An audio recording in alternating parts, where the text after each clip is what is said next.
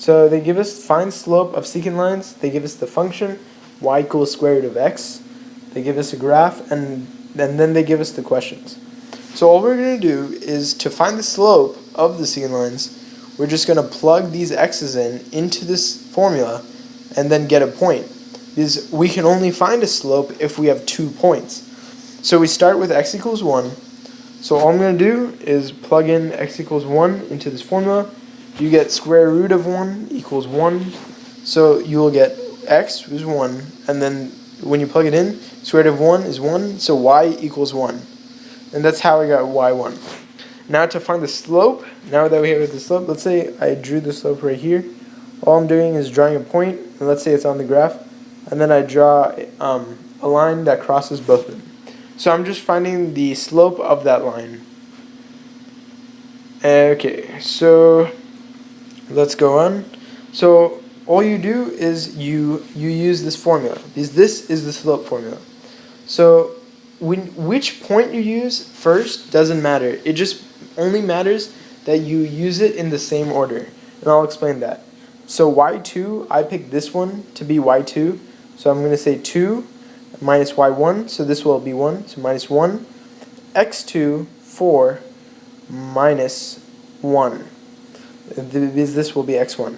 If you do the exact same thing, but in the reverse order, nothing happens. You'll still get the same answer.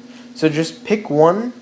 So your y2 and x2 should be the same thing, and your y1 and x1 should be the same thing. And then you will still get the same answer. So to keep going, we have x equals 3. And let's say I draw x equals 3 here in the middle somewhere, and then we have a line there. So I'll just redraw it. So if we have this, we have 4 over 2, and then we have, let's say 3 is over here, we have a line there. All we want to show is that we're drawing a line between 2 points, and then we're finding the slope of that line. So all I'm going to do is I'm going to find the point that's second, because we have 1 point. I need to find this point. So I'm going to plug in 3 into this. So square root of 3, that will be my y, because that equals y. So go down here. So that's what we have, 3, square root of 3. And to find the slope, I'm going to use the slope formula. So you have y2 minus y1, x2 minus x1. Once again, I'm going to pick this one to be y2. So as long as you choose this to be y2 and x2, and this one to be y1 and x1, you'll get the same answer. So for y2, it's going to be 2, and then for y1, it's going to be square root of 3. For x2, it's going to be 4, and then for x1, it's going to be 3.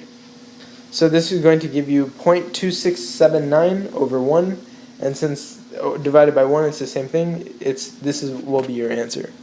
Now the final one, which is 5, it's a little different, but not too much. So this one's actually above it. Let me redraw it. I'll draw it here.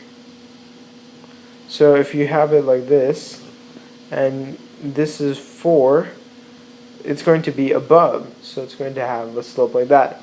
But this is where I'm going to show you that it doesn't really matter, because even though this one's above the other one, like all the other ones, right? Like all the other ones, the 4, 2 would be here, and then the slope would be below it. But here it's actually above it. 5 is over here, but it doesn't actually matter, because what happens is you get your point, 5 square root of 5. You get your point, and when you plug it in, I chose this to be my y2 because I maintained the same thing. And even though I got negatives here, they canceled to give me the same answer. And if you try it on your own, if you try the reverse, if you make this your y2, you'll get the exact same answer. So here's what I did. I just used y2 over here. So it's going to be y2 is 2, and then y1 is square root of 5, x2 is 4, and x1 is 5. So that's going to give you negatives on both the bottom and top, but that's okay, is they cancel and they give you the exact same answer even if you reversed it. I hope that helped, and thanks for watching.